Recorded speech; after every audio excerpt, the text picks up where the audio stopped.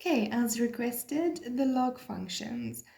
Now we're going to first start with how logs work and what logs is. Okay, a logarithm is a way of writing an exponential equation with the exponent as the subject of the equation. Okay, so that means it is equal to whatever it is. Okay, so if we look at our original exponent form, we have x equals to b to the power of y, but b must be equal to 0 and b cannot be equal to 1. Okay. If we rewrite this, we see that our exponent becomes the subject, so it is whatever the exponent is equal to log b, what the base of the exponent was, and times x. So whatever our original equal to was.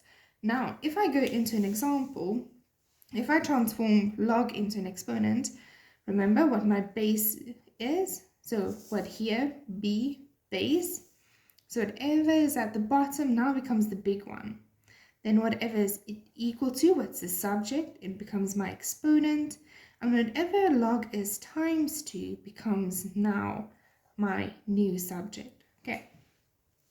So with that being said, if I go back into my exponents, saying 3 to the power of 4 equals to 81, if I rewrite that in log, my new base is going to be 3, 81 is going to be times by log, and my exponent 4 is my subject. Okay, so whatever my exponent is would be equal to, whatever my base of my exponent is would be the small part here at log, and whatever it was equal to becomes times log. Okay. Now, if there is no base of the log, which means there's no b, or there's, if there's no b, we can assume that it's 10. So if there's nothing, our new base becomes 10. Okay. If I go further, and I take it one step up, I need to solve a. Okay, this is a typical question you might come across. So log a, 81 is equal to 4. I need to solve a. So a becomes my base, 4 becomes my exponent, is equal to 81. I get rid of my to the power of 4 with root 4, a to the power of 4. I do that on both sides. I get my answer is equal to plus minus 3. But remember, in our original formula, our a in this equation was our b, and we said that our b must be bigger than 0. So we cannot have our negative 3. So a must be equal to 3. So this is little information that you need to know.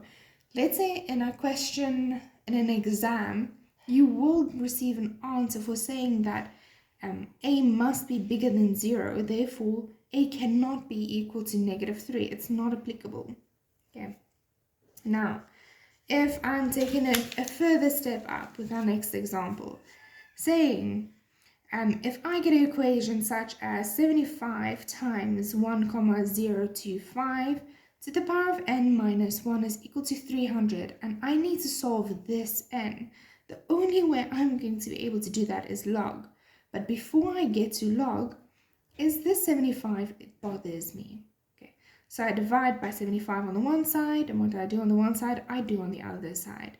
Now I get to here, there's nothing in front, which means I have my base, I have my exponent, and I have my subject. Now, rewriting that, remember my exponent becomes my new subject, which is n minus 1, equals to log whatever my base was times 4. Okay, now this negative 1 I take over and becomes log with my base as 1,025 times 4 plus 1. Now this whole thing I'm going to put into my calculator.